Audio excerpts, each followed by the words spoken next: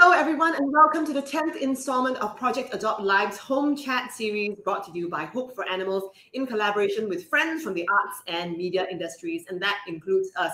Hi, I'm Jo, and I'm from the arts industry, so I guess that means you are from the media industry, Ed. Don't lie, you're the writer. Hi, I'm Edward. Jo is a writer, an actor, a host, amongst many other things that she does. And this is our dog. She is called Wobbles Woo. In case you watched the series, I think about 4 or 5 episodes ago, she was a lot fluffier. But now she's finally got to get her grooming session after 2.5 months.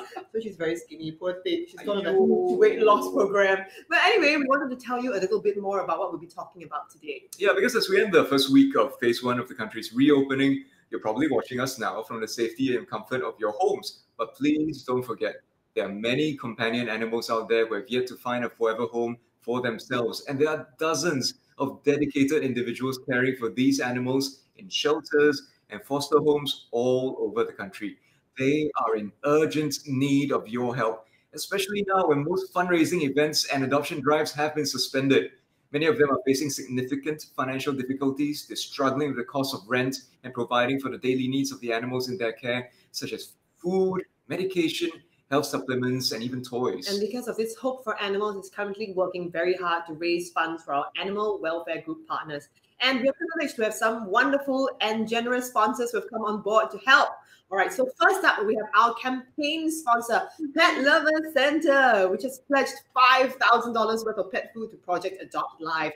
This food will help our animal welfare group partners care for their charges, and is also part of the adoption starter kits given free of charge to new owners of animals adopted through Project Adopt Live. So later, we'll be introducing to you some adoptable dogs. If you do end up adopting them, Pet Lover Center will help you out on your adoption journey. Remember that Pet Lover Center has the widest range and the special stock of products to help pet owners pamper their animal companions and also provide essential services such as pet grooming and vet consultations. Visit one of their 70 stores island-wide or check out their online shop now. And we would also like to thank our other campaign sponsor, the Pet Scooter, who have been pledging 20% of their proceeds from their fortnightly Facebook Live sales videos running on Saturdays at 2 p.m. to all our adoption episodes since the very first step. The Pet Scooter has been crafting original designs since 2010. Happy pets, happy life. Next at lids.sketch. Lidsketch, sorry. But if you're looking to find it, it's at lyds.sketch. We'll create beautiful portraits of your pets following affordable prices, $25 for postcards, and head and full body digital renderings at $20 and $30 respectively. A portion of the proceeds will be donated to Project Adopt Live to support our affiliated animal welfare groups and shelters. If you're interested, please scan the QR code below to purchase. And another of our sponsors is Underdog, and they were founded with the belief that pets are family. And they are committed to giving pets a vibrant and high quality of life, providing them with natural, wholesome foods that are so fresh, your dogs will taste the difference. They are also sponsoring our adoption starter kit for dogs that are being adopted in today's episode. So once again, we'll be helping you out if you want to start out your adoption journey with the dogs on this episode. So if you have Facebook, www.facebook.com/underdogsg. And our very own Hope for Animals artist team is currently offering a range of beautiful bark ornaments, which you can have personalized with a hand-drawn portrait of your pet for just $45. Out of this $45, $24.50 will be donated to the shelters, $10 with a small token fee to the artists, and the remaining will cover courier costs and other fees. Don't miss this chance to score yourself a beautiful, unique keepsake. And finally, we also like to mention Love You Pets, LEVU Pets, which is offering much needed support to migrant workers in Singapore. It's an online boutique offering premium accessories for you and your pets, crafted from top quality cotton or cotton silk blend fabrics sourced from Japan, Taiwan, and Korea. From now until 9th June, $10 in the sale of each hand-phone case from Love You Pets will be donated to its Raining Raincoats, an initiative aimed at improving the lives of migrant workers on our shores. This is also perfect time matching a bow tie for yourself so you can match with your dog, as selected designs are now on offer at 20% discount. So once again, please click the link below to drop them a message on Instagram if you're interested. We are absolutely thrilled to have these amazing sponsors, and we couldn't be more grateful for all of your generosity. Thank you and please do support them. Now, today's episode, we'll be doing an exclusive feature on Exclusively Mongrels, a non-profit organization set up by non-pedigree dog owners in 2012 to support and promote the welfare of mongrels in Singapore. The stray dog population here is largely mongrels, and they're very vulnerable to hazards like traffic, disease, and starvation. They may also be targeted for abuse and culling. So Exclusively Mongrels work with veterinarians and rescuers to help reduce the local stray dog population through sterilization, while also promoting public awareness and understanding about the predicament of stray dogs. So what is special about Exclusively Mongrels is that they don't run a shelter because they believe the home environment is the most conducive place for a dog to thrive. Hence, the standard policy for all dogs rescued by Exclusively Mongrels to straight away be placed in foster homes, with commercial boarding being done only as a last resort. To date, they have found loving homes for more than 500 beautiful Singapore specials. And with us today, we have two guests who have adopted dogs from Exclusively Mongrels. We're going to be speaking to Alyssa and Peixuan about their experiences with Exclusively Mongrels, after which we'll be introducing you to a gorgeous lineup of adoption-ready dogs along with their fosterers. Please stay tuned because Ash, Tausa, Chendol, Alaska, and Roxie are impatiently waiting to meet you. Who knows, one of them might just turn out to be the best friend and companion you never knew you were missing. All right, so here we go. Do we have Alyssa and Peixuan with us? All right, can we ask Alyssa to say hi? Okay, Hi. Alice actually behind. Is that Guinness? Yeah, this is Guinness actually. All right, okay. Alyssa is actually behind Guinness, who she adopted 2 years ago. Alyssa is a PE teacher, so she's on a school holiday. She's very kindly considered to join us since unfortunately cannot travel right this time. Yeah. She has told us, Alyssa, Guinness is very, very beautiful. Thank you for that. And then we are doing here also another laptop. That's Guinness.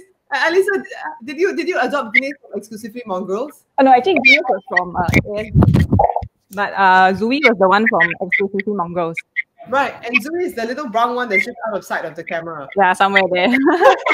Okay, Alyssa. Okay, that's Alyssa, everyone. And now we'd like to introduce you to Peixuan, who is the director of marketing in Asia at the Iron Man Group. Hi, Peixuan. Hi guys. And do you have any tiny fuzzy guests with you today as well? Yeah, so I have Toffee, who's over here. All right. Actually waiting for a treat.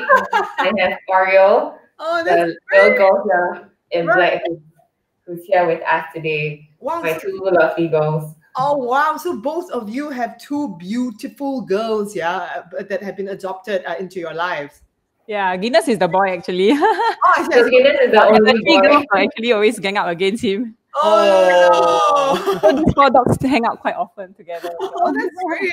Okay, and that's why he's hiding under the couch. He's like hiding high up in a safe place away from all the other bullying dogs. Is it? Yeah. So yeah, thank you so much for joining us today. I wanted to ask you guys, can you tell us a little bit about your experience of adopting from Exclusively Mongrels? Actually, how did you find out about them and how did you meet the dogs you eventually ended up with? Maybe we'll start with Peixuan first. Sure. So I actually adopted both of them in 2017. So that was like a couple of years ago. And I first adopted Oreo. So my friend who actually found Oreo had previous experience adopting a dog from Exclusively Mongrels. And when she found Oreo, she actually passed Oreo on to Exclusively Mongrels, who helped to foster the dogs and take care of her. And my friend basically told me about it, and I decided to visit Oreo during Christmas in 2016, and basically fell in love with how she loves to lick and hug and kiss. Like, she's a very, very, very sweet dog. So then we basically went through the whole 10 days of homestay, meeting my family and all that before we adopted her. And then just a month after, I actually went to visit Toffee with Alyssa when she started looking for potential dogs to dogs to adopt. And I ended up adopting Toffee a month after Oreo too. so that they can kind of grow up together and be companions for each other as well. That's great. So now that you've given Oreo a treat, is Toffee jealous? Or Toffee's still just like lying there? She's waiting very quietly at the back. If I open the bag, she's coming for it. Hey, see that? Try. Okay, that sounds like. So you mentioned you had a 10-day, you actually had a 10-day homestay so that the dogs could meet your family. So can I find out if that was the same with you as well, Lisa? How was your experience of adopting the dogs that you have with you? And I understand that you were actually interested in adopting Toffee as well, but Toffee of course went to Peixuan. So tell me about your experience of adopting dogs from Exclusively Mongrels. Okay, so for us, Zui came to us first. At that point in time, we were actually first-time dog owners, and my mom wasn't very keen on adopting dogs. So it took quite some time to find a suitable dog for us. That's why we went to view Toffee first. Then we realized, she wasn't very suitable for us. Right. Because, as a puppy, and then we were not very experienced and things like that. Okay. So after that, I remember on the day Peixuan signed the adoption papers for Toffee was the day we first met Zui. Right. Yeah. So the first time we met her, we were not very keen on her. I mean, because she's so cute, right? So expectations versus reality. And then this dog didn't really come to us. She was just very chill on her own. So we thought maybe, we will think about it again. And we actually went to view some other dogs. I think she hasn't known this part yet, so I better cover her ears. We went to view some other dogs. The shelters and other foster homes as well. But every time after we went for a visit, we somehow just came back to Zui. So we arranged for my mom first to go and visit her. When she went over, I mean, Zui was just a piece of furniture. Very chill. So ended up, my parents really love her as well, and our life changed ever since. Yeah, I have to say she's a very attractive piece of furniture, well chosen. She goes very well with your couch, with your flooring. Very low maintenance also. So okay. That's great. And can I say, I mean, so both of you all actually, you had to get the family members to meet them first to make sure that the family members also fell in love with the dogs before you brought them into your homes, because you're all going to have to live together, right? Yeah, definitely. So, I think 10 days was quite a good gauge of how they will fare in our homes. Right. So both of you all had to go through the 10-day sort of homestay period. And after that, it became like a forever homestay. That's great. Okay, that's lovely to hear. And I wanted to ask as well, what sort of support did Exclusively Mongrels offer you throughout this process? Because it sounds like first you have to meet them, and then after that you have to have a homestay with them just to make sure that they're the right fit. I mean, did you ever feel a little bit overwhelmed? And how did Exclusively Mongrels help you with that process? I mean, why don't you tell us about that, Alyssa? Since you're a first timer. Yeah, exactly. Because I was a first timer, so I actually spoke a lot to Zui's fosterers, on things on like diet, how I should manage her. Actually, the first 2 days when she came, she was really tearing at our house. Oh no! Yeah, if I could find the video, she was. So we never actually seen a dog do that before. She was tearing. So we're asking the fosterers what to do, things like that. So I actually came back to view her, to visit her again, and it, kind of lift up her mood. So besides that, we also, had a lot of issues with her skin. Oh no! Yeah. So also same thing. We were every time we had questions, we asked the Exclusively Mongrels, and they were always willing to help us. Oh, that's wonderful. I just had a question about the tearing, right? So, like, I heard that it's a myth that dogs cry. So was she tearing because she was sad, or was she tearing because she had sensitive eyes, or do you think, I don't know. Why do you think she was tearing? I think she was really tearing because she missed her fosterers. Like, if I could show you a video, let me see if I can. But she stopped already, lah. Yeah, after 2-3 days, she stopped. Already, like, no, you can really see. So, Ayuh. She was really tearing. Ayuh, poor thing. Yeah, but so that was the point of time we were like, okay, this dog, we better, take good care of her. She's very loyal, things like that. So sweet. Oh, okay. She looks lovely. And Peixuan, we have actually a question for you from Audrey. Can you tell us a little bit what the homestay period, the trial period will be like? What potential adopters, should expect during this trial period? So I first visited both dogs before we went into the homestay period, which is like 10 days. And I think the 10 days was really important for my family because my brother was living with us back then, as well as there were kids at home as well. So my niece and my nephew. So it was really important that we made sure that both my parents and my niece, like the elderlies and the young kids, would all get along with the puppies. I unlike Alyssa, I grew up having dogs at home. So, but it was the first time that we had puppies at home, and the first time I had kind of female dogs. So I didn't exactly know the temperament of them. So I mean, to Audrey's question, the homestay really helped me to understand their personality. That's one, whether they got along with each of my family members, and also the kind of commitment that dog owners will need to have for puppies. Because I think puppies are really, they go through a lot of different phases and they grow up really fast. So you kind of have to adapt and know what to expect. But obviously, with that said, Exclusively Mongrels was super helpful, both the fosterers and also the guys that I had been liaising with, Kevin being one of them. They were really helpful to give me a lot of information, as well as tips.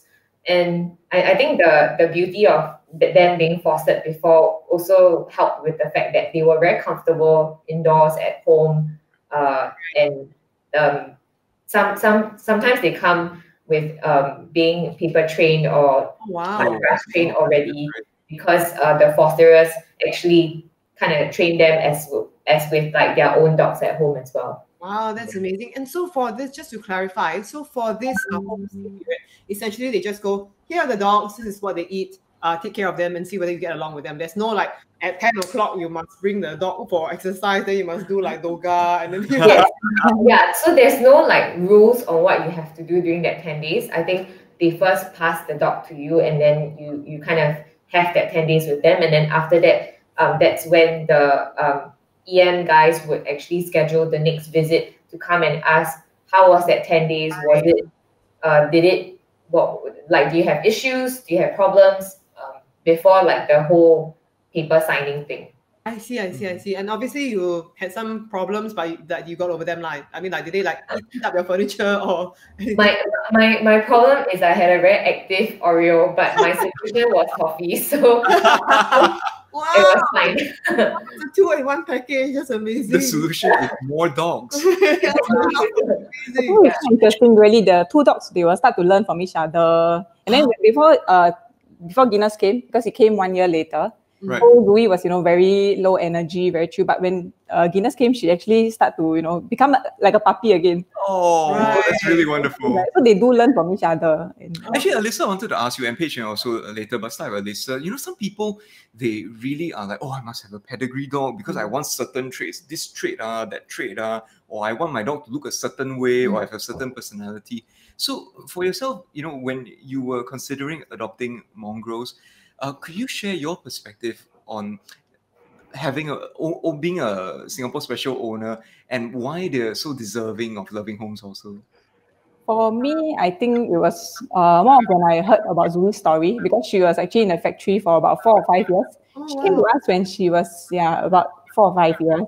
So the factory was closing down, and they had nowhere to bring her. So the rescue group actually took her in. Right. So at that point of time, I heard that the Bangladesh workers were taking very good care of her. Right. Yeah. So to me, it's like, if even they have the love to give, why should I not have the love to give to them? And all these Singapore specials, they are very unique. Like you were saying, you want them to look a certain way, that kind of thing. But each of them have their own look, and they're very unique. You see a litter. I mean, Venus came from a litter of 6 of them. All the siblings look very different. Wow. Even though they came from the same parents. To me, they are very unique, right? That's something that I really appreciate about them. And also, I feel that, when you adopt a dog, you do actually save 2 lives. That's what I always believe in. I mean, that's what EM told me also, right? You save 2 lives because you save the life of the dog that you rescued, and also the next dog that they can take in. So to me, that was what really sealed the deal. Like, I thought it was very meaningful. Getting 1 dog, I can actually save 2 lives. Oh, thank you so much for doing that. And how about yourself, Peixuan? Can you share about why your perspective on why you decided to adopt mongrels instead of like going for like a purebred? So for me, growing up, I've actually had quite a number of dogs. When I kind of grew up, I actually had 2 Labrador retrievers at different phases in my life, and both of them were like my best friends growing up. My first friend and subsequently my best friend as well. But in between, actually, my sister had also had experience. She found Singapore specials as well, and she actually took them in. We actually raised them alongside the pedigree dogs, which is our lab retrievers. In all honesty, I think obviously when you try to buy a certain dog or adopt a certain dog of a certain pedigree, you can roughly expect a certain personality, but they are still very different. Every dog will still have their own DNA, their own personality. I don't believe that it kind of tags to a certain breed, because just growing up having both of them, being exposed to both, I realized that dogs are loyal no matter what, and they each have their own personality. You kind of just need to know what suits your family and who essentially what you're looking for. So I didn't have the mind. I think it was just that, like, seeing both growing up, it didn't occur to me that I needed a specific pedigree. But more so, you know, it's beyond the looks at times. Obviously, all dogs are cute, but beyond the looks is really like finding the right friend that you will grow old with. Yeah. Wow, that's lovely. We've actually got a couple of questions. First one is for Emmerich. How old, we'll start with Alyssa, how old were your dogs when you adopted them, and is the experience very different when you adopt a puppy versus an adult dog? Yeah, because I understand your dogs are different ages. Yeah, one of them was already in the factory for quite a few years. Yeah, this is a very good question because I can answer that. So Zoe came to us when she was 4 or 5, as I mentioned previously, and Guinness came to us when he was about 3 months old. Oh, wow. Yeah, totally. So that's why I say after you get a first dog, right, then you get more experience, you gain more confidence, you think, I can handle a puppy already. So Guinness came to us. Actually, he was just a foster fail because we were supposed to foster him, and then potential adopters actually came to view him. And then at that point of time, my mom was the one who said, hey, can we not, send Guinness away? Please keep him here. So my mom, the one who didn't like dogs at first, suddenly asked us to keep Guinness also. Wow. The experience was very different because, I mean, as a puppy, you really have to go through the teething phase. Oh, that one was very painful. Your wallet, your bag, your furniture, everything is screwed up. That wasn't something that I expected because when Zoe came, no such thing happened. So both, because by then she was already an adult dog, so I don't think she was, going through the teething phase. Right. So both times the experiences were very different. So I also always, do want to speak up for like the older dogs, right? Especially for first-time owners, give them a second chance, right? Because I'm sure everybody wants the puppy phase, right? The puppy. When you see a puppy, you just cannot resist it. I mean, I guess that was what happened to us also when we first viewed Zoe, because she came, they were like, I think a puppy would be cuter, that kind of thing. But you have to go through all the teething phase. That is something you have to take note of. So do give the older dog the chance as well. That's what I feel. Right. And the teething phase, and of course the toilet training phase as well. And just like in general, the training phase, like don't go crazy, don't jump on the table, these things. Yeah, correct. But very cute. I agree with you. Puppies are very cute. So yeah, I suppose hope that answers your question, Emmerich. It depends on what you're looking for. So you can consider puppies. They are a lot more work, but they're cuter. Or older dogs, they are a lot more moderate in their temperament and they're easy to take care of. And a question actually, how about to Peixuan? Xenia is asking that they've heard that mongrels shed a lot. Is that true? Or is that just a stereotype? I do think that every dog, I mean, growing up having like pedigrees as well, I do think that it depends on the dog specific. I don't think it's a thing that all Singapore specials shed a lot. For my dogs in particular, I think it's seasonal. Like Toffee and Oreo don't shed all the time, but when there are certain periods that they do. So like now, this past couple of weeks are the time that I see that they are shedding a little bit more than usual. But prior to that, it was okay. So I don't think it's true. But it's like different experiences, and like Alyssa mentioned, they are also different. So I think you would kind of see it as you go. Right, because of course, when they're mongrels, you don't exactly know who their parents are, so they take up their parents' traits. So exactly, so it's kind of like you just gotta ride through it if you realize down the road. But yeah, I think there are a lot of online tips and community that I actually rely heavily on to understand. Is this the period that Singapore specials are shedding? Like there are a lot of forums and groups that people actually share their experiences. what they actually do to kind of mitigate the issues or skin problems like Alyssa had mentioned. So I'm not too, I wasn't too fast about it. Obviously, when they shed more, then there's more cleaning, but there's always help out there to kind of understand how to I agree. stop that. Yeah. And because we adopted from Voices for Animals, which has mostly breeding dogs, so they are mostly purebred dogs, right? Because all the previous one like, we want purebred dogs.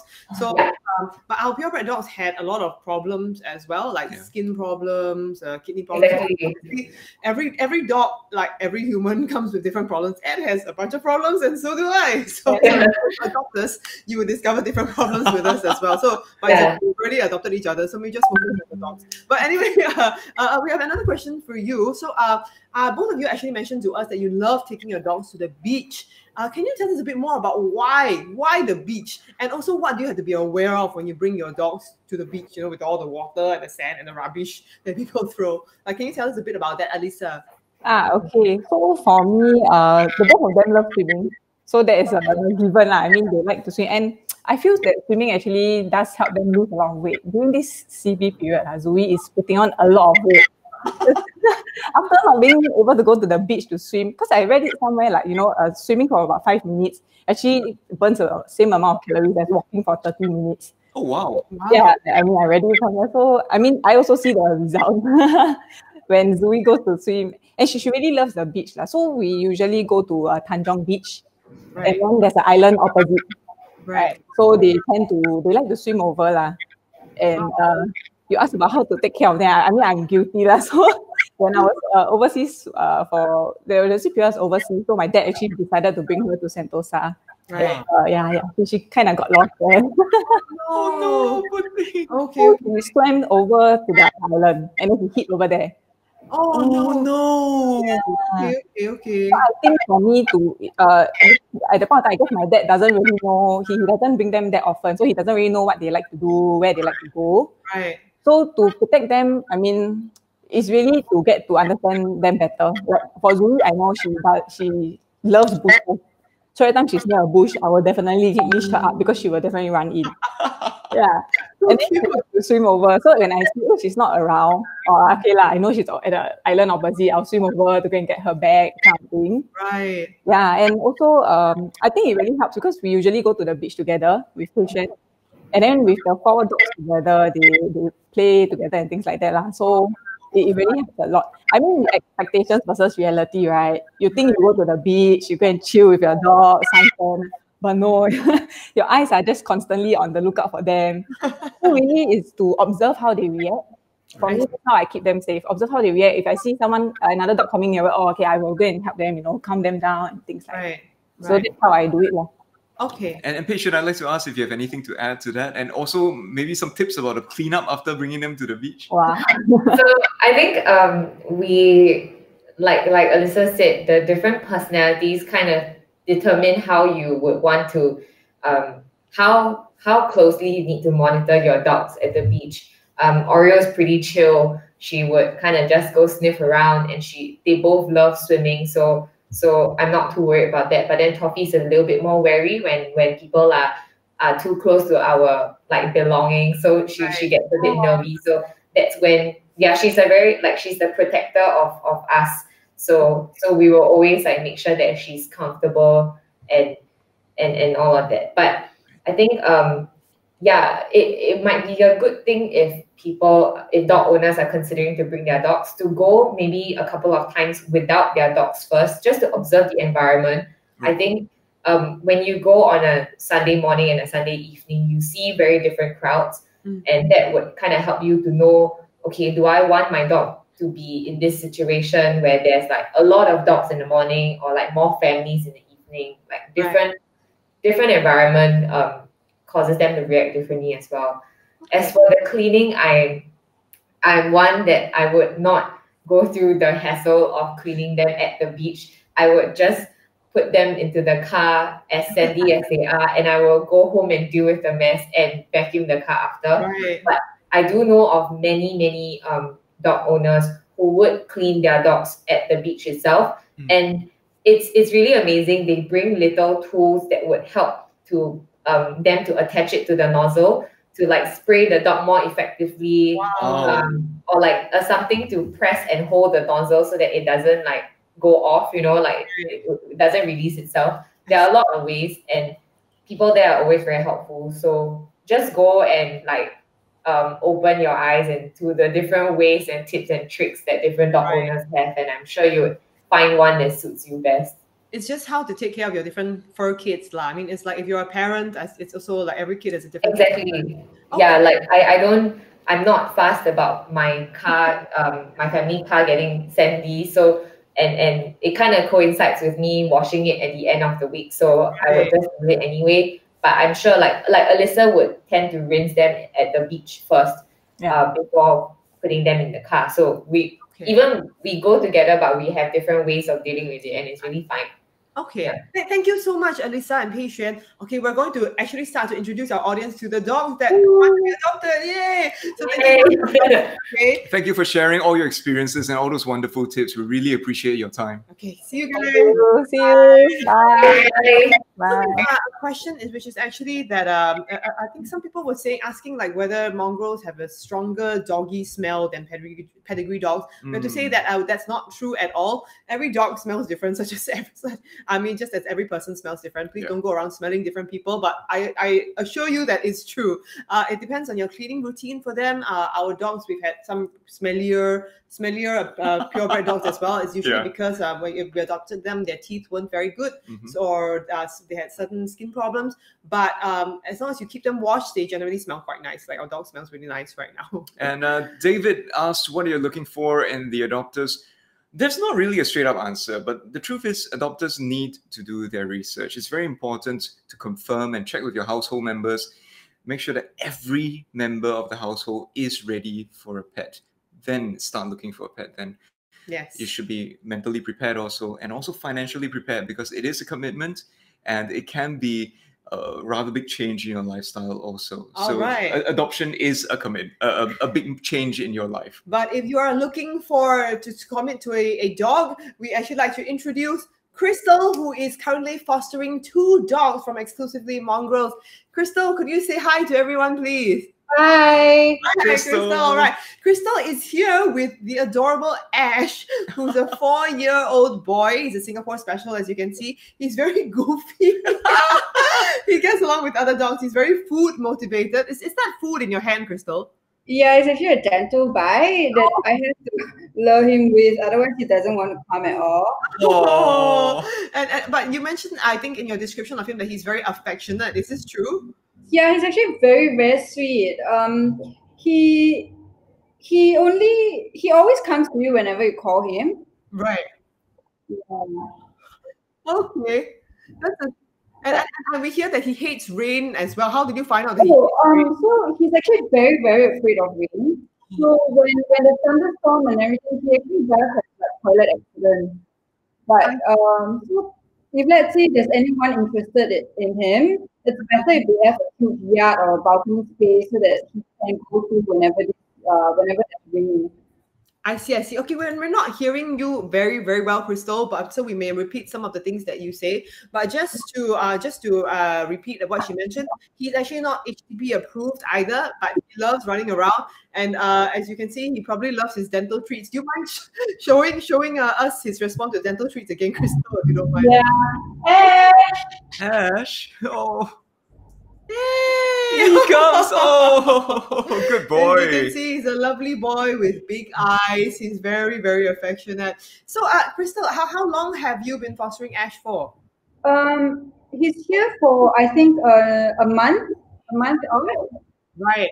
How's your experience been having him throughout the circuit breaker period? Like, has he been a lovely addition to your family? Actually, yes. He always welcomes us. Like, whoever comes home, he will be the first to run out, and then he will make this crying sound that is really, really cute. Oh no! Good boy. Oh, his smiley face. He is very, very handsome. And what's your experience walking him? I mean, like, is he easy to walk on the leash? He is, but the previous owner actually said that whenever there's like bicycle that ride past, he will actually try to like lunge forward. Oh. So I haven't had that experience yet. So it would be best if the new adopter is actually experienced in walking. I see. What do you think you'll miss most about Ash if he does get adopted out during this session? I think I really will miss this blur face, and when he stares at you at this set with this sad eyes. Oh no! Give him the dental treat. And speaking of dental treats, actually, I mean, how is he in pretty good health? Potential owners, do they have to look out for any health issues? He's actually in perfect health. His teeth wise is super pink. There's nothing, as you can see. Oh. Okay. He looks very sweet. I want to ask you a little bit more about yourself as well. How long have you been fostering from Exclusively Mongrels, and how did you come to hear of them? I feel I've been following their page for quite some time. It was only during circuit breaker that I reached out to them to say that, oh, actually, I do have a huge space that I can help out with, and then that's how we started out as a fosterer with them. I see. Thank you so much for doing that, because during the circuit breaker period, especially, all these welfare organizations for animals, they are really overloaded because, as we mentioned earlier, it's very hard to organize adoption drives. It's very hard to organize fundraising movements. So they're packed chock full of dogs. So thank you so much, Crystal, for bringing this cute boy into your home. So also, Crystal, we wanted to ask, is Oreo there also? Oreo it's actually he's hiding at one corner. He's really scared. So I think he's not ready. Oh, that's all right. So that's not him in the background. No, that's another one. That's not him. Oreo just got back from sterilization yesterday. Oh wow. Right. He's quite defensive in a way, like he's not ready yet. Oh, Okay. Oreo. Okay, but we'll ask you a little bit more about Ash. So, I mean, you sound like you're really very fond of Ash. And just now, I think one of our interviewees, Alyssa, mentioned that hers was a foster fail, in that she fostered the dog and then she failed and then she decided to keep the dog forever. So why have you considered whether you want to keep Ash forever? I really don't mind because he's really, really sweet. But sadly, I have like 3 dogs already, so it's Right. going to be Oh, okay. And he really is lovely. Well, can you tell us what is your what you love most about Ash, so we can share with the potential adopters out there? He's actually quite perfect. Like he doesn't bark at all. Right. Even when there's passerbys passing by our house, he will just run out and then he will stare, but he doesn't bark at them or anything. So he's actually a really, really very good dog. Right. Wow, that's great. So he will like stare intimidatingly, but then he won't actually bark. So he's like a good guard dog, but he's also very quiet. Yeah, and he's very, very friendly to everyone. Oh, like we have tenants at home, so he actually loves them as much also. Oh wow. That's lovely. What games does he like to play? He doesn't really play much. Like when you try to get active with him, he will like jump with you. That's so cute. So sweet. Is it possible to see that? Is it possible to show us that? If it's not, it's okay. I'm just. I think it's a bit difficult now because I think someone is cooking, so he keeps going to the kitchen. So he's very food motivated. Right. He's really food motivated. But one thing is that he doesn't gain weight actually, which we figuring out why. He's actually quite bony, but he eats a lot. Ash. I want to be like that. How does he do it? Crystal, we've got a question from Jennifer. She's asking whether Ash tugs on walks, and do you know if Ash is good with kids? He is good with kids, but when he's eating, right, it's better if the kids doesn't go and snatch the food or things like that. Right. Okay. Yeah. He doesn't tug during walks. He's actually really nice. But if let's say there's a bicycle that just nice dash past, he will get shocked and then he might tug a bit. But other than that, he's super good. Wow, this boy sounds like the perfect dog, I have to say. And you mentioned that he's good with kids. How do you know? I mean, are there children in the household that he interacts with? We don't have, but I mean, we can, because I interact a lot with dogs, so I kind of know like his temperament. His temperament is actually really, really good. It's different from a lot of other dogs. Yeah. I see. Wow, he's so sweet. So he's 3 months old, was it? No, he's 4 years old. 4 years old. 4 years old. Right. So he's already got past the impatient puppy phase. So yeah, he's really. And he's already muted, so his temperament is already, I guess, it's already fixed. Right. So he's not a crazy, libidinous, like testosterone-charged male dog. So No. right, that's lovely. Really. Thank you so much, Thank Crystal. you so much. Okay, maybe you can tell us a little bit more about Oreo then, since Oreo is not ready. Oreo, okay, because he's actually really new at my place, so he's really scared.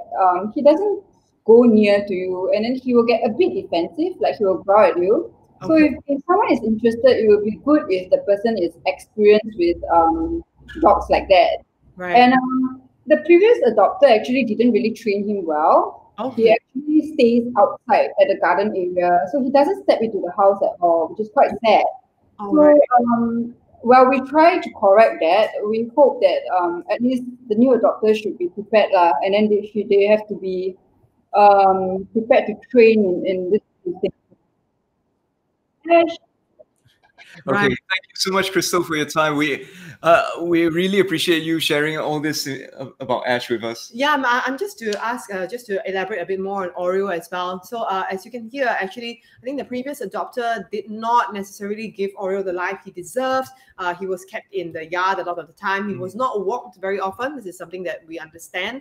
So we believe that every dog deserves to have a full and loving life. So if you are prepared that you would like to open your heart and your home to a dog like Oreo, who's unfortunately, I think he's gone through quite a lot of stress and isolation in his earlier life. He's only 3 years old, so he's gone past the impatient puppy phase as well, but he's moderate enough to sort of, still young enough to be shaped. And if you are willing to train him well, he's perfect for a family who loves the great outdoors and who will take him regularly for jogs, long walks, and even swimming. And of course, Ash is still up for grabs. As you can see, Ash is very, very food motivated. So as long as you have a snack or a dental treat, you can probably make Ash fall in love with you quite quickly. Is that true, Crystal? Yes. Oh, look at that. Very, very, very sweet-natured dog. So please, if you're interested, we just like to let you know that we will be flashing a link at the bottom of the screen. You just have to fill in the form, and then you can register your interest to adopt. Or if you want to check out Oreo, check out Ash, you can foster them. So you can register your interest for fostering with Exclusively Mongrels as well. The link should be flashing below. We can't tell, but we take it in faith that the link is below us on the screen, and then you can just fill in your details. So please, as you can see, there's so many doggies who really, really need your love right now. And the doggy that's howling and barking is not. Yeah. Ash is the quiet one, just distracted by dental treats. Yeah. So yes, and if you missed the link, not to worry. We have volunteers standing by to re-enter it in the comment section as well. So, right, thank you, Crystal, and we hope that you enjoy. Really? How long more do you think? How long does it take to finish the dental treat? Oh, it's really fast. Within like 2 minutes, you can finish the whole thing. Oh, wow. And thank you so much, Crystal. Can I just say that thank you. Grateful to you for taking care of the dogs. I mean, have you enjoyed fostering them so far? Yes, really. It's really fun to have like different kinds of dogs with different kinds of characters coming in, and then of course you feel like it's a bittersweet goodbye kind of thing. Yeah, but I also just want to say that thank you so much for being such an important part of their life transition into finding a forever home. Simply Mongrels, as we mentioned, does not have because dogs are believed to thrive best. So they need to go to homes like Crystal's, where they are taught how to live in a house, and before they are finally adopted out to their forever home. So thank you so much, Crystal, for doing that. Thank you. Thank you. Bye-bye. Thanks, Crystal. Thank you. All right. So once again, everyone who's watching, Ash and Oreo are both up for grabs. We really, really hope that you give them a forever home. Ash is adorable, sweet, called by Crystal the perfect dog, extremely healthy, quiet, tempered. And of course, we also have Oreo. Oreo had a bit of a harder life, but he really deserves a forever home. So he's a little bit nervous coming into the house because he was not allowed in the house before, and he wasn't taken on walks either. So if you'd like to give him a much better life, which we think he deserves, please open your heart and your home to him. Once again, the form will be shown in the link below or in the comments. So if you'd like to foster or adopt, please do fill in your details. In the meantime, I think it's time, as you can hear from the sounds on the screen, we have another, we actually have more fosterers coming to show us the beautiful dogs that they have been taking care of. And our next fosterers have dogs who have very sweet and special names. Amir, Sulin, hi! Hi, Amir and Sulin. Hi. Oh my goodness, look at them, they're so chill. Oh my goodness. You've got Tausa and Chendol with us. All right, we're going to leave it to the viewers. Personality from the last dog. Yeah. These dogs are like super chill. They do not like noise. They're a bit like, this one's a complete introvert. And this one's just like a super chilled out dog. Oh, that's lovely. He does look super chilled out. He's sort of lying there. Oh, wow, okay, good boy. And both of them are HDB approved. That's amazing. Yeah, so if you're looking for an HDB approved dog to our viewers, both of these extremely deliciously named dogs are up for grabs. So Amir and Sulin, can you tell us a bit about how long you have had both of them and tell us your experience having them? We had Chendol for about 2 weeks. 2 weeks, yeah. Yeah, 2 weeks. We had Tausa for about 2 months, I guess. Wow, so throughout the circuit breaker period, you had these dogs, you had Tausa to accompany you, and then after that, it's joined by Chendol. This is our second foster dog, and this is our third foster dog. The first one got successfully adopted already. That's great. How long ago was that? How long ago was that foster experience? I think the first week was CB, or second week was CB, yeah. Oh, so all during circuit breaker? Yeah. The first one we got just before the circuit breaker, but he got adopted during circuit breaker via WhatsApp interview. Wow, that's great. So maybe that interview, and then he passes home today. Oh, wow, there you go. So to our viewers, you don't even necessarily have to be in contravention of any rules to adopt a dog. You can be interviewed over WhatsApp. Okay? Because Amir and Amir and Sulin, can you tell us a little bit about your time, maybe starting with Tausa, since you've had Tausa for longer, for 2 months, yeah? How's your experience like with her? So this one actually, this one was actually very skittish. So I don't think she's ever had been in a home. So she came from a factory, but I think she was also quite feral when we got her initially. It's taken quite a long time to get her to this chill. Initially, she was like, "Who are these people? Are they going to murder me?" Like, she was always like looking for an escape route all the time, and it's taken a long time to be able to kind of like be able to do this. Wow. So this one, she's very gentle. She's never violent, but she just has a lot of trust issues with human beings. But she's actually, I mean, we see her like she's with super children now, and her big motivations are two. She loves eating. She has like the metabolic rate of an athlete, and she has the speed of an athlete. Oh, wow. So she's happy the minute you start running. Like, so this person, she will really like somebody who either is very fit or wants an excuse to get very fit. But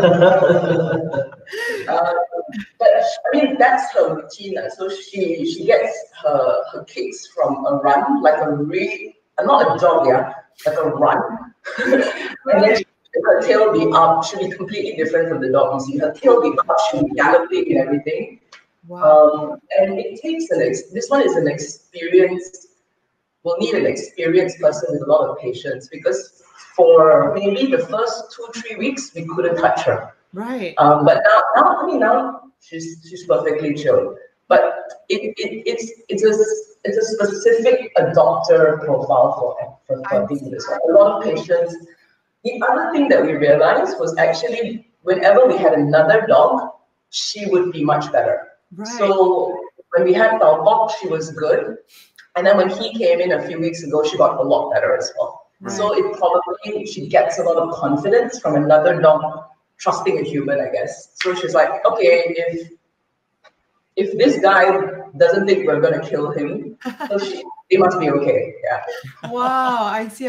And I understand that Tausa is grass trained as well. Yeah. I mean, she's perfectly easy to. She's grass trained. She's active. She's food motivated.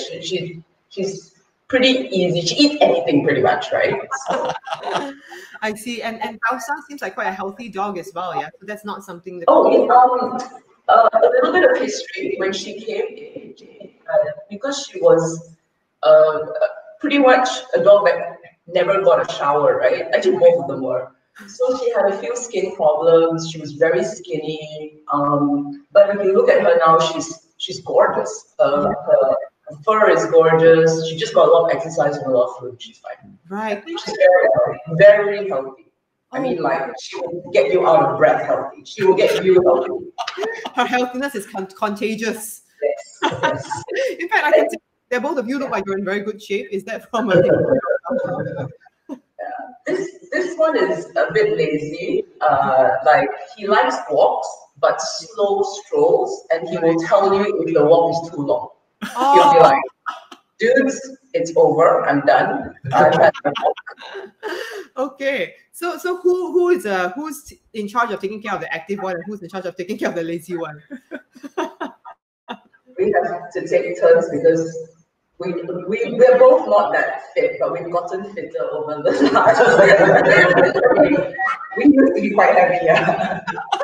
Okay. So viewers, if you are looking for a dog to motivate you to get out of the house and get your HIIT on, it looks like Tausa is the perfect dog for you. Non-aggressive, yes, takes a little bit of getting to know you because she's a little bit scared. We don't know what her history was, but she's a little bit scared. But she's not violent scared. She just may be a bit shy for a few weeks. But she will get you out of the house and moving, and she's a gorgeous, gorgeous, gorgeous dog. So question to Amir and Surin. You all both like beans very much. What is with the Tausa and Taupok and then the Chendol, which has red beans in it? Actually, this one's name is Tauchu, but Amir protested and set the name as Chendol to Exclusively Mongrels. The rest of us are not very happy about him, but since his name is Mongrel on Facebook, so we're calling him, sorry, his name is Chendol on Facebook, he's now got a tag that says hi, I'm Chendol. So we had some disagreements in the house about the naming convention. Never mind. Got the Christian name and got the Chinese name is Chendol. Oh, we've got a question from Susan. Susan is asking, have Chendol and Tausa been exposed to cats? Yes, but they are not comfortable with cats. Yeah. I see. They are afraid of cats. This one's afraid of cats. Oh dear.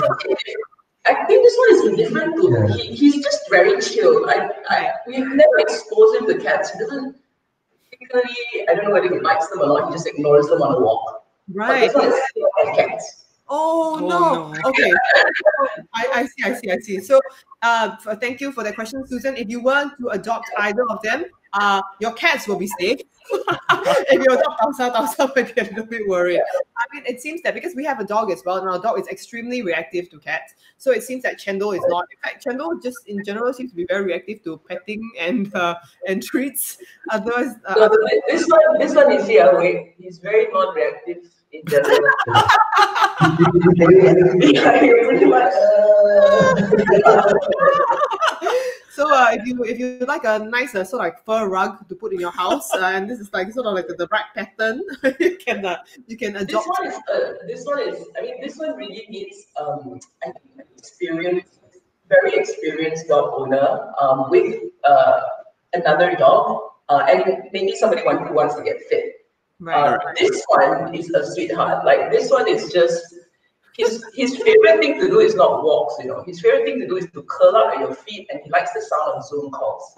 So when you're all working from home, he just like comes out, and literally he can be your footrest because he just curls up at your feet, and he's like, I like these Zoom calls. Oh wow! So he just likes being surrounded by human sounds. Sounds like it. Yeah. He likes being in the rooms with the human, even if you have no time to play with him. So generally, I mean, yeah, he's very, very, very sweet. Very sweet. And have they encountered children before? Because we have a question from Elaine about whether they're comfortable with kids. Yeah, definitely. This one is not for small children because she likes quiet. She's introverted. So it's basically like our household doesn't have children. She just doesn't like loud noises, sudden noises, all that kind of stuff. Like chill house, she likes jazz music or sound of very acoustic music. So we play like YouTube relaxation for dogs for her. Very This sophisticated. one is fine. Like we see children on walks all the time. He's totally chill. I just think if a child expects him to jump up and fetch, he ain't gonna do that. Like the child's gonna be like, hey boy, come, like he's gonna be like, no. Unless treat, right? Unless the kid has a treat on him or her. He's not going to run for a treat either. So the child might be disappointed by how uncartoon-like he is, right? So if it's an older child for sure, but I think younger children also expect a dog to be like, like jumpy. And he's middle-aged, right? He's 6, so in dog years that. Right. Okay. So just for our viewers out there, Chendol is 6 years old, female, and very affectionate. Oh, male and female. Sorry, Chendol is male. Sorry, we have a slightly contrasting information, but Chendol is a 6-year-old male, very, very affectionate, very, very chill, and very cool so far as we can tell with cats and children. And for can we scroll up to Tausa, please? And for Tausa is 2 years old, younger, 2 years old female, can be very playful and cheeky and active, especially on walks and when you're running with Tausa. Tausa loves a good run, loves a good workout, but it is a bit skittish, so please do expect a bit of time to get her used to your family, because we don't know what her past was like. She can be a little scared. You don't have to be scared of her, but she might be a bit scared of you at the start. So if you're willing to open your heart to her, I think please do consider that, because she does deserve some love as well. Yes. And last 3 questions for you, Sulin. Is Chendol neutered? Is Chendol food motivated? And how big is Chendol? So if you could just not that big, yeah. Thanks for yeah. Full size. Chendol looks big compared to Sulin now, but it's just the camera perspective. I like dogs that really look small. So he's actually very small. He's not right. Chendol, Amir, also you wanted to tell us that Chendol has a bit of a heart murmur as well. Did you want to tell us a little bit about that?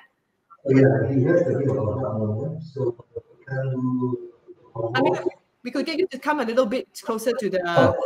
We can't hear you too well, if you don't mind. He has a heart murmur and he can't do well. So hence why he doesn't do long walks. Right. Okay. So Chendol actually does not do long walks or too vigorous exercise, because Chendol has a bit of a heart murmur, which means that his heart, is a little bit weaker. Yeah, we actually saw a dog with a heart murmur before as well. Yeah. So just be cautious. They can still exercise, but not too much. And actually, Sulin, since you're up, do you mind if you give us a closer look at Tausa? This is not really that easy. Come on over. See, Tausa is a chill dog. Of course, took about 2 or 3. The camera, move the camera. Yeah. Instead of bringing the Muhammad to the mountain. There you go. Oh, There we go. Look at that. Hi. Oh. 2-year-old girl, very, very sweet. As you can see, it's got a little bit of a sad little face because Tausa was scared before. So yeah, I mean, but I mean, for somebody that's patient, right? This being able to do this with her and not having her flinch, right? It's possible. It's just a lot of patience. Yes. And she's very, very sweet, and she's a lovely running dog. It's just that I think even for people who are adopting, it needs to be somebody with the.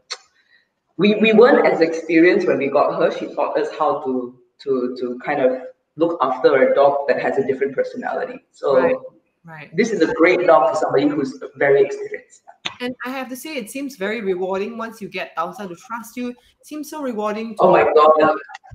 Right, like yes. And she's so cute, like with those eyes. just very, very shy. So if anybody's willing to open your heart to Tausa, great running dog and very, very sweet temperament, very, very sweet. I think what Sulin and Amir are worried about is whether you will give her a home that she can be happy and confident in. But as you can see, she's very, very, very sweet and lovely. Absolutely no danger to your family at all. I think it's just whether she would be confident in your company. And I think we have a few more questions as well, isn't it? Yeah, no, that's about it. Just not to forget Chendol also. Chendol is a 6-year-old male, Singapore special. Very, very sweet, very affectionate, incredibly chill. So if you're looking for a dog that loves to just curl up at your feet while you're doing your Zoom meetings, Chendol is the perfect dog for you. And thank you so much, Amir and Sulin, for opening your hearts and homes to them. Very, very lovely. Oh, hey, Chendol. Oh. We get a bit of a keyboard as well. As you can see, super, super chill dog. It's just like, okay, I'll just sit here and listen to you have a Zoom meeting. Actually, which is kind of what we're having now. Actually, like a video conference. It's true. Which is why, as right. Okay. Thank you so much, Amir and Sulin. So once again, to our viewers, if you are interested in giving either of these dogs a forever home, both the very, very sweet doe-eyed Tausa as well as the very, very super chill Chendol, who has a bit of a heart problem, so actually does not move so fast. So it's great for actually elderly adopters, I would say, because it's just a very, very chill dog. So please do fill in the form that you can see will be appearing below us, as well as in the comments, all right, to register your interest to take these dogs into your homes. Thank you so much, Amir and Sulin. Thank you. Bye, Chendol. Bye, Tausa. Bye to the bean babies. Bye, beanie babies. All right, next up we have Pauline. Hi, Pauline. Hi, Pauline. And you've got Alaska with you. Alaska. Oh, you've even got the relevant information right there on a board. Right, great. That's perfect. So Alaska is male, 3 years old, loves food and durian and cuddle toys, and knows commands as well. Wow. All right. So actually, Pauline, I wanted to ask you, how did you know that Alaska loves durians? Oh, Pauline, I think your sound is off. Do you mind either turning your sound on, or we can't actually hear you in the microphone? Nope. Still can't quite hear you. Oh dear. Okay. No worries. While Pauline's getting her sounds, while Pauline's getting her sound sorted out, just so that you guys know, Alaska is 3-year-old boy, Singapore special and HDB approved. Gets along with other dogs. Is food motivated, and also, as you can see, knows actually a few commands such as sit, wait, come, paw, and a few other commands. Stay and join. Stay and join. So quite amazing, actually. Really quite a well-trained dog. And Pauline's back with us. Pauline, can we just check on your audio? Okay, nope. Still not working. Can't hear you. But not to worry, we can actually see Alaska. We can actually see Alaska. So, Pauline, we can see that Alaska is a super duper chill dog. Is this true? Maybe we'll just get you to. Or actually, you know what? I have a suggestion for Seth. Why don't we bring on the next adopter first, while Pauline actually, the next fosterer first, while Pauline actually tries to fix her audio. Is that okay? All right. So this is what we're gonna do. We're gonna bring on our next adopters, and they are Kenny and Smexy. I keep saying adopters, but they're actually fosterers looking for adopters to take these dogs into their forever homes. All right, Kenny and Smexy. Hi, guys. Hi, Kenny and Smexy. Oh, hi. Hello. All right, who's that beautiful creature we see in the background with attractively dressed in a superhero cape? It's lovely pink cape. This is Roxie. She's 5 years old. Right. It's our 5-year-old Roxie, who is also a Singapore special, not HDB approved, so best for families who live in landed properties or condominiums. Understand that Kenny and Smexy, you mentioned that Roxie is very affectionate, and we can actually see that Roxie's actually wagging her tail right now. What does Roxie like? Could you tell us? She likes all kinds of super manja. So, for example, that I think because we've been waiting here for some time, right? I think she exhausted all her manja energy already. She was lying down. Right. It Oh kind no. of feels like that is her wish in life, Just that, having that touch, having that connection is enough for her. Oh wow. And does Roxie respond to her name? Yes, she does. But the cute thing is, I think in the beginning, she knows her name, but when she's not comfortable with you, she will turn her head and then she'll look at you and then she will not acknowledge you. That was the earlier days. So she turns her head away from you. She's like, I cannot hear Yeah, you. then she'll peek at you from the side. Oh, so cute. I mean, do you mind calling Roxie over so we can get a close look at her from the cameras? Hey, Roxie, can you hear? Can you hear? It's me. I'm calling you. Hi, Roxie. Look at those beautiful eyes. Oh, super duper cute. Okay, and you mentioned that she walks well on the leash as well. Yeah, so far she deals quite okay with the leash. Only when she's outside where there's like trucks, cars, she may get distracted. Yeah. Right. So what happens with the leash, right? She'll just look around.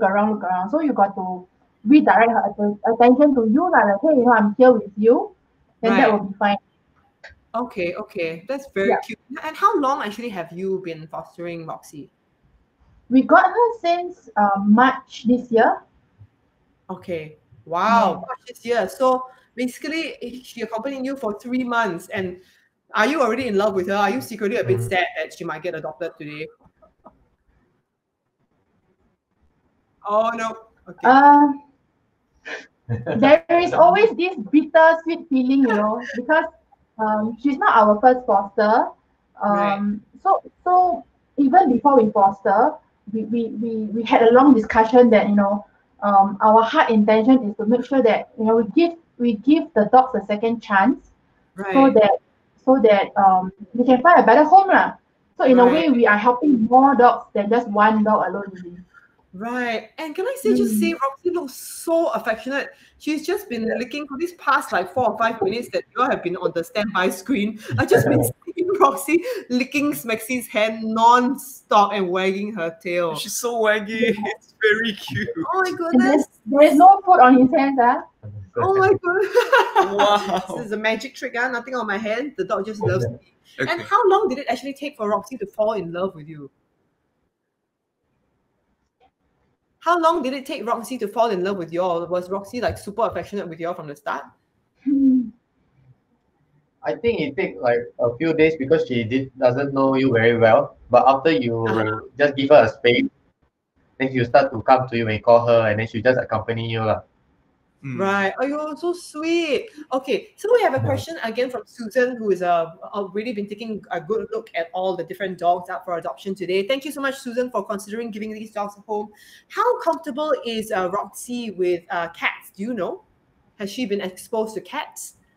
The only opportunity we have is when we brought her down for walks, there will be community cats. So she will get curious to just look. But then, because we play a safe distance, so she doesn't get overly enthusiastic, nor does she shun away lah. So she just then she just go on. Yeah, that's it. She doesn't lunge towards the cats either when she sees them. No, so far no. So far no lah. Not right.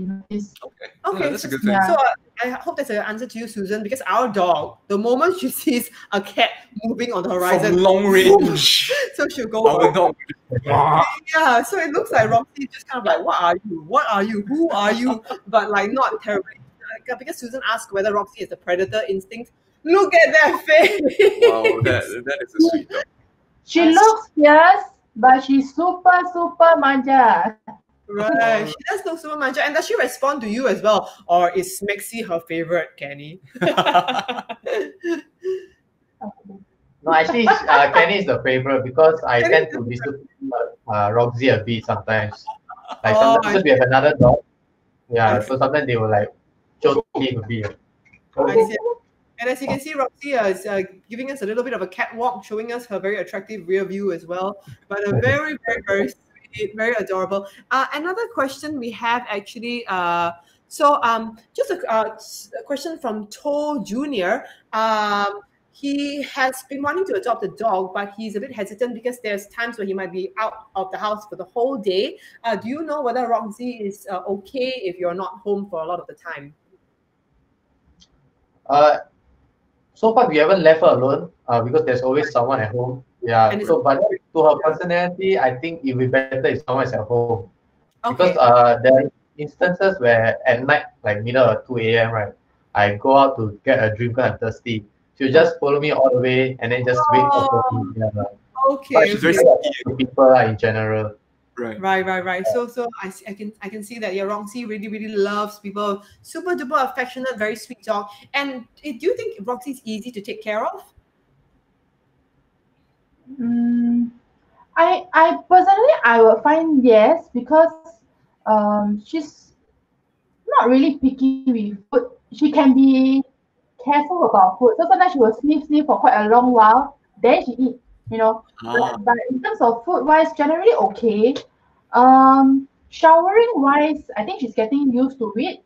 So but we find that, you know, within a month we are able to shower her, able to brush her teeth. I think that's quite a good thing for her. Yeah, I have to say that's amazing. So thanks for getting her used to all that already. So future adopters as well, you know that she's used to her teeth being brushed, she's used to being showered. A question from Jennifer. Would you like to answer this question, Ed? Actually, Susan has another question, which is Roxie good with other dogs? So how's Roxie with your other dog actually? So we have 2 other dogs experience. So we have our own adopted dog. Our own dog, right? She's a bit playful. So I think that may not suit her taste very well, because Roxie kind of like she wants her space. I don't mind interacting, I don't mind being beside you, but our own adopted dog is like go and kacau her a lot lah. So she will get annoyed. But we have another dog experience. Is our another family, our own extended family's dog, right? Very chill, similar chillness. I do my thing, you do your thing. We hang around, we are okay, and that's fine for her. Oh, that's great, because Susan, you mentioned that you actually have a very old dog who doesn't interact much. So it sounds like Roxie is actually a really good fit for you. Actually. So Roxie sounds perfect for you, Susan. From Jennifer, Jennifer is asking, Kenny, when Roxie, when you play with her or you accidentally disturb her, how does she react? Does she get annoyed, or is she okay with that?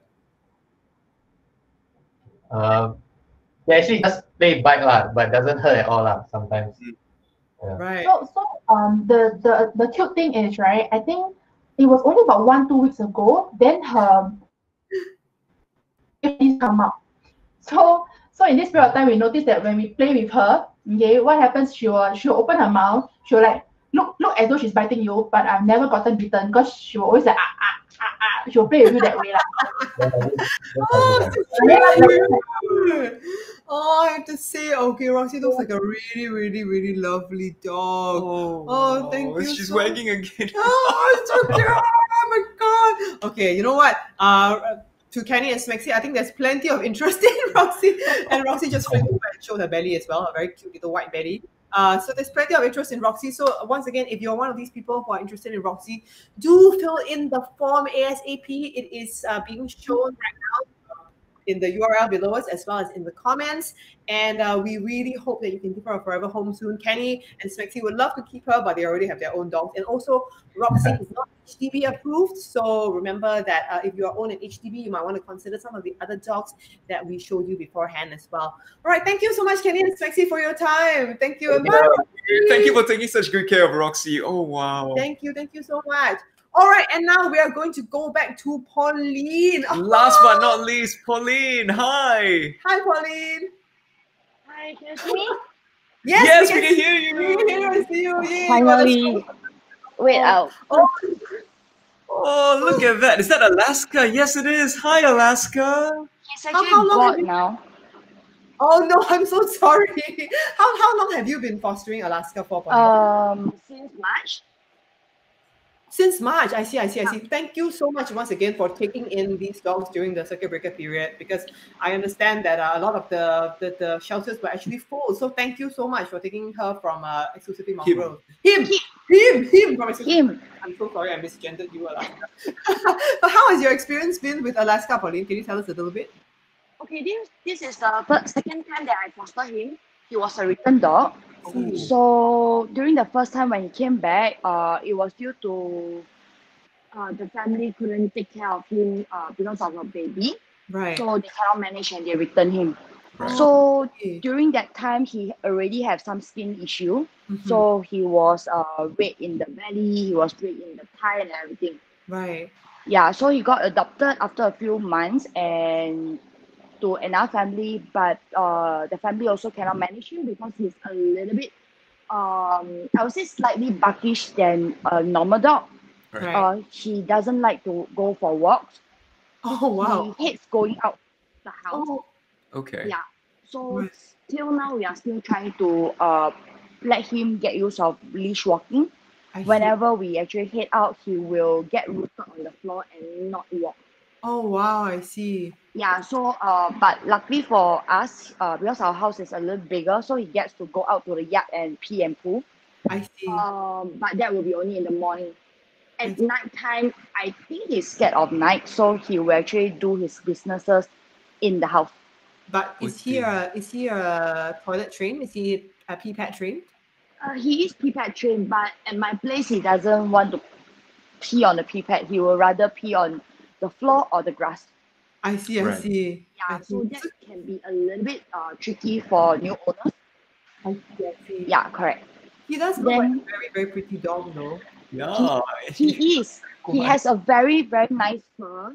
But when he came back to us, he was allergic to some stuff that we didn't know. So we actually test and try to see what he is allergic to. So apparently he's allergic to rice, he's allergic to bread, all those starch thing. I see. Right. He's definitely allergic to floor cleaner like Clorox, Dettol and all that. So he have to use a particular brand called of choice. I see. Right. I see. Yes, correct. Actually, that's quite normal. Our dog also doesn't react well to bleach or to Dettol. Yeah. So it's quite normal for a lot of dogs. Yes. Have But skin he issues. react very badly. So if you really see his thigh, you will really see his thigh all red, all the belly was all red. So it took a while for us to actually get his fur back to the better condition. Mhm. Yeah. Yeah. He's Correct. beautiful, though. Thank you for taking such good care of him. You see? Hey, look at that! Look at that! And I see that he's got toys that he likes to play with. I mean, Yeah, he will nimble. He will do the nimble on this kind of small toys or oh, nimble on the bed. Yeah, oh, he's yeah. I'm like sorry we like kept him how too long. yeah, he will do this nimble Oh, action. hello. He seems like quite a curious little dog. Yeah. Oh, Can you look at the camera, please? hey, hello. Let's go. Come with me. Hey, Oh. so affectionate. He's very affectionate. He looks like he just likes you, like carry him and move him around, and then he'll just lick you. He's good with showers. He's good with nail clipping. He's good with fur, paw, shaving He and likes everything. He's all hugs. good. That's amazing. Oh, look at that. He's so affectionate and so chill. He's such a licky little He dog. seems so happy to be hugged. Not because not all dogs like being hugged. So and a lot of owners like to hug their dogs. So this Sorry, my other dog is barking. Sorry.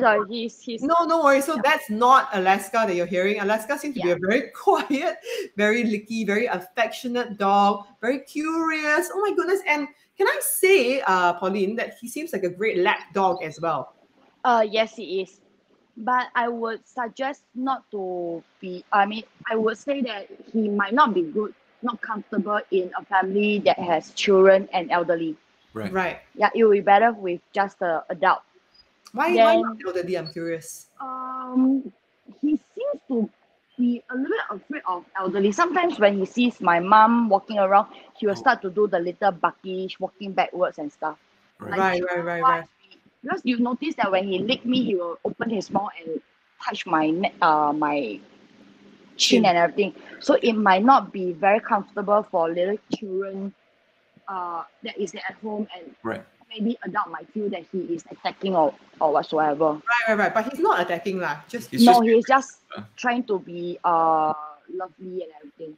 All right. So, okay, in case anybody's wondering, he's very affectionate, but he might scare children because he likes to play bite. However, if your children are used to dogs who are okay with dogs play biting them, play biting is just when they sort of like they put their mouths very gently, their lips on you, like, and maybe their teeth very gently on you. They will. She doesn't seem like a nippy dog. She actually seems super duper chill and affectionate. We have a question from Jaslyn. Do we need to bring him out for walks every day? And I think the answer would be actually no, right? Because like walks. Okay, he hates walk. We tried many times, try to walk him. He will, as long as we get out of the big gate, he will just rooted on the floor and not move at all. Even with tug, with pull, he will just not move. So as long as we open a gate and come back in, he will just walk everywhere. Right. I would suggest to have a firm handler for him to encourage him to go for leash walking.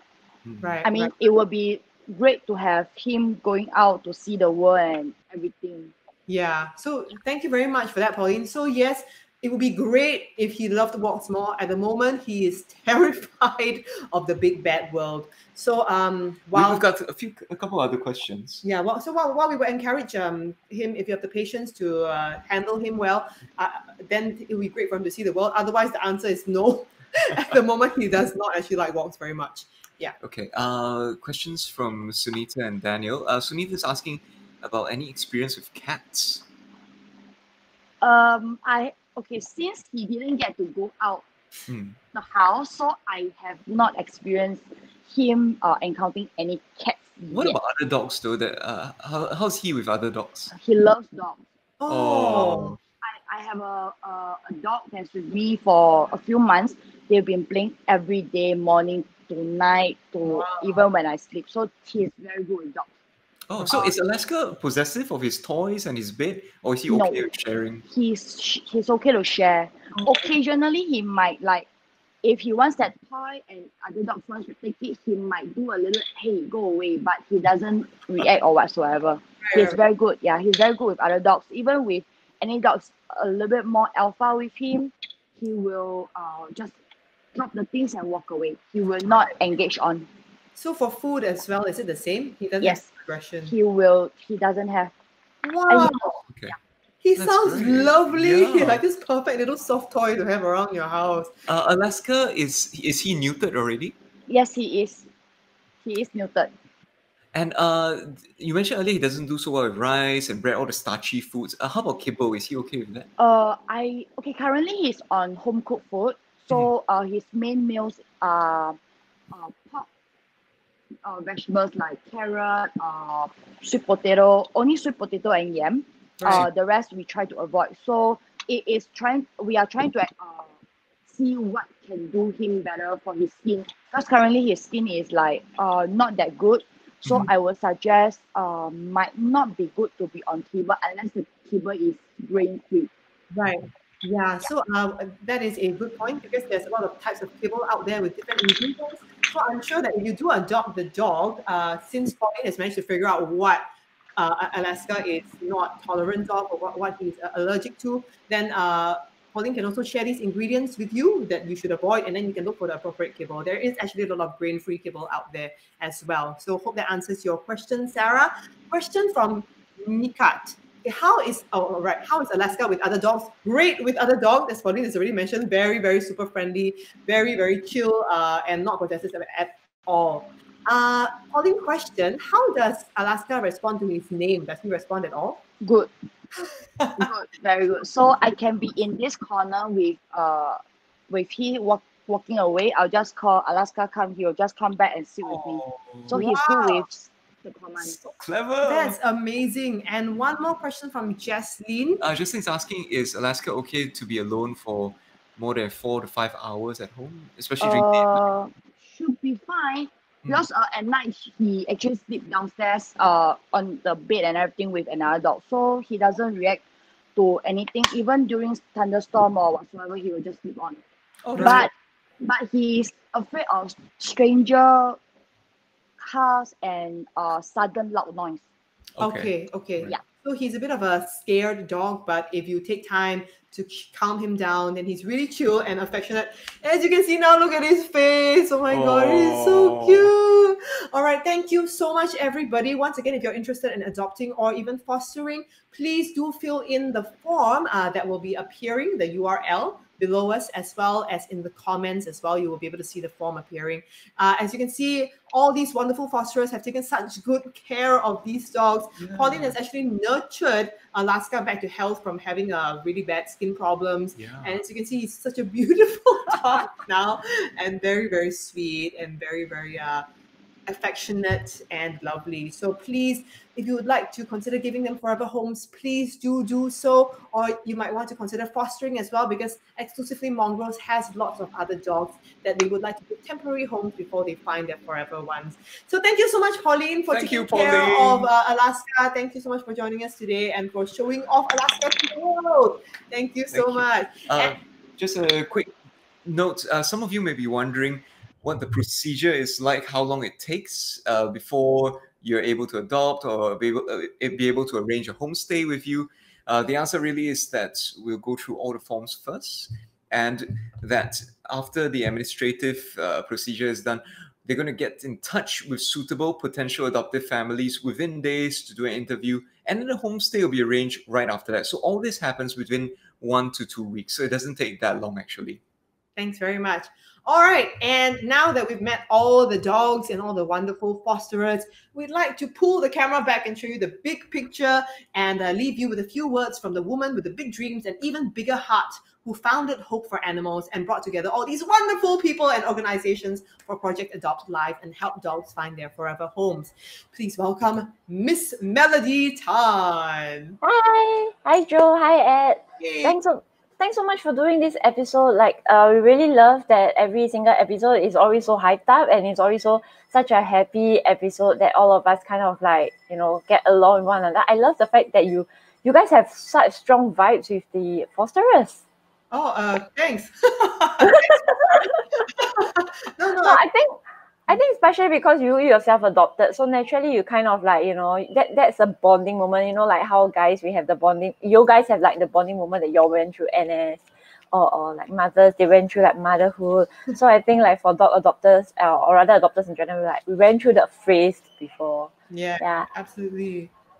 So earlier on, I just wanted to add on what you guys mentioned with regards to the procedure of how people gonna adopt and how is it with Exclusively Mongrel. So just to highlight is that Exclusively Mongrel and all the other shelters that we've worked with, they have different ways of doing the adoption procedure. So what we usually do is that all of the systems is more or less the same. They'll fill out the form. We'll pass this form over to the relevant shelters, and then the shelters will actually go through it, and then they will see which person is suitable for which, and then they'll contact you guys directly. So Hope for Animals, what we are doing right here for the PAL initiative, the Project Adopt Live initiative, is to create a platform where all the other shelters can come together to do one meaningful cause, which is to reach out to everybody. And if in the event you guys want to adopt, at least, you know, there's various platforms, there's various shelters that you can find your perfect pet for you. Like, I'm sure that you guys also took quite a while to actually find your fur kid, right? No. we are okay. So both our dogs so far, we have been literally the last adopters at Voices for Animals adoption drive. Right. We were literally the last to walk in and the last to adopt every time we've gone. Yeah, I mean, just to share with the viewers, like we didn't know that much about the doggies beforehand. For some reason, they just spoke to us, and our first dog had not been adopted for several drives, but she really surprised us and we really fell in love with her. So please give these dogs who have not received love before, give them a chance, and you may be surprised how much you fall in love with them, how much they improve your lives. And it's quite fascinating because our dogs were always the last choice, as it were. They're the ones that nobody else wants already. We're the last ones there. And we find them, and they've really been perfect for us. So we want to encourage you, if you're watching this, you're thinking about, should I buy a dog? You know, adopting is it? We really want to encourage you that, look, if you think that you need a puppy in your life, that's not true. Our dogs have all been adult dogs. In fact, they were ex-breeding dogs, and we are the first ever owners of them. Give them a chance; they'll really transform your life. Yes, but back to Melody. Come. I think just to confirm that part, like it doesn't honestly, whatever you have in mind, not necessarily that is what you need. It's the same as like when you get a partner.